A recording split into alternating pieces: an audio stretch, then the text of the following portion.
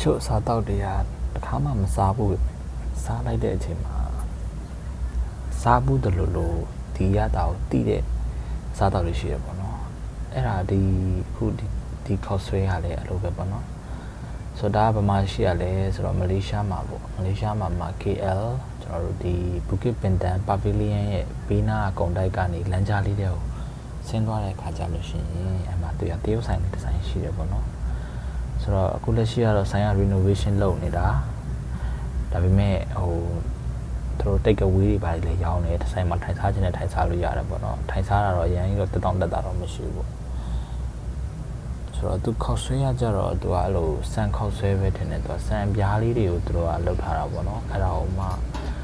ဘဲပင်ပေါတို့တခွားတီးလို့နဲ့အဲ့ဒါကိုဒီသူတို့ရဲ့တရုတ် sauce လေးနဲ့လှုပ်ထားတာကွာဆိုတော့တော်တော်လေးတော့ရတာကဆက်ချင်းအဲ့လိုမျိုးလေးပေါ့နော်ကျွန်တော်တို့မြန်မာတွေ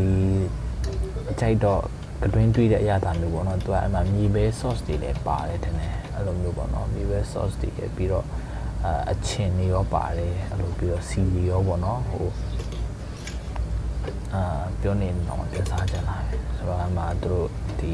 ဘာ sauce တွေလဲတော့မသိဘူးပေါ့နော်အဲ့ဒါကြီးထည့်ခွာထည့်ပြီးတော့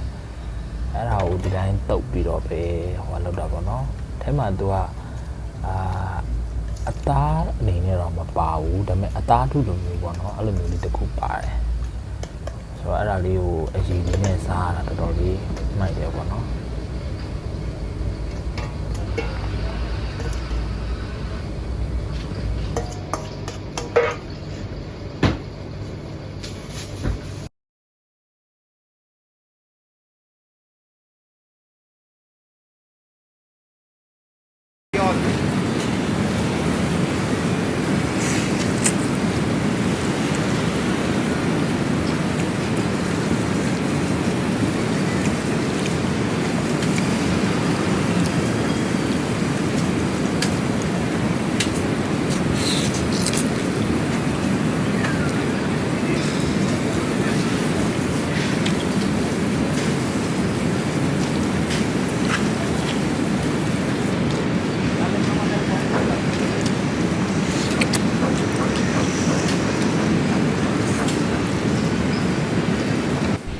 ဒါကတော့စားပြနေတဲ့ vlogger ကိုရုပ်မမြင်ရမှာဆိုလို့ရုပ်ကိုတခြားလေးချိန်ပြီးချိန်ပြတာပေါ့နော်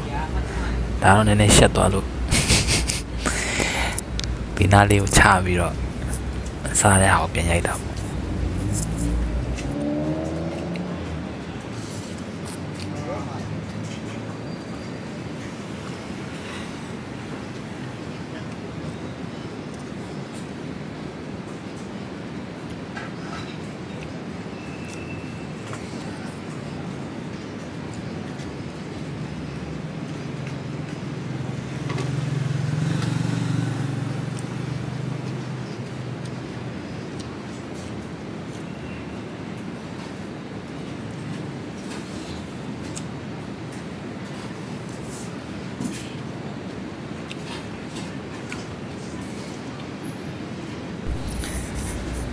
စားတာဘိုက်ဝါလာဆိုရင်တော့ဘိုက်တော့အရင်ကြီးတော့မဝအောင်ပေါ့နော်ဘာလို့လဲဆိုတော့ तू ကအဲ့လိုမျိုးတီးစားလိုမျိုးစားလို့ကောင်းတဲ့ snack တစ်ခုလောက်ပဲလို့ပြောလို့ရတာပေါ့နော်ကျွန်တော်အနေနဲ့ကတော့ဘိုက်အရင်ကြီးမဝအောင်နောက်တစ်ခုကတော့အရသာအနေနဲ့အဲ့လိုစားလို့ကောင်းတယ်ပေါ့နော်စားလို့ကောင်းတယ်တော်တော်လေးစားလို့ကောင်းတယ် fresh ဖြစ်တဲ့အရသာမျိုးပေါ့နော်စားပြီးတော့လင်းလင်းဆန်းဖြစ်သွားတယ်ကွာအဲ့လိုမျိုးဟာမျိုးပေါ့နော် तू ကအဲ့လို light meal အနေနဲ့စားမယ်ဆိုတော့တော်တော်လေးစားကောင်းတယ်ကွာခါလေးကျွန်တော်တို့ဘိုက်အရင်မစားဘူးဒါပေမဲ့လည်းပါဇက်ကချင်းတစ်ခုရှိနေတဲ့အချိန်မှာအဲ့လိုမျိုးဆိုရင်စားလို့ကောင်းတဲ့ခောက်ဆွဲမျိုးပေါ့နော်နောက်တစ်ခုကကျတော့ဒီခောက်ဆွဲကပဲဖြစ်တာလားကျွန်တော်ပဲဘိုက်မကောင်းတာလားတော့မသိဘူးပေါ့နော်ဒါနောက်နေ့မနက်အစောကြီးမနက်4နာရီခွဲမှာကျွန်တော်တစ်ခေါက်အိမ်သာထပ်ပြီးလိုက်ရပါတယ်ဆိုတော့ဒါတော့သူ့ရဲ့အစာအိမ်နဲ့ပဲဆိုင်မယ်ပေါ့နော်အဲ့တော့ဆုံးဖြတ်ကြည့်ပြတဲ့အတွက်ကျေးဇူးတင်ပါတယ်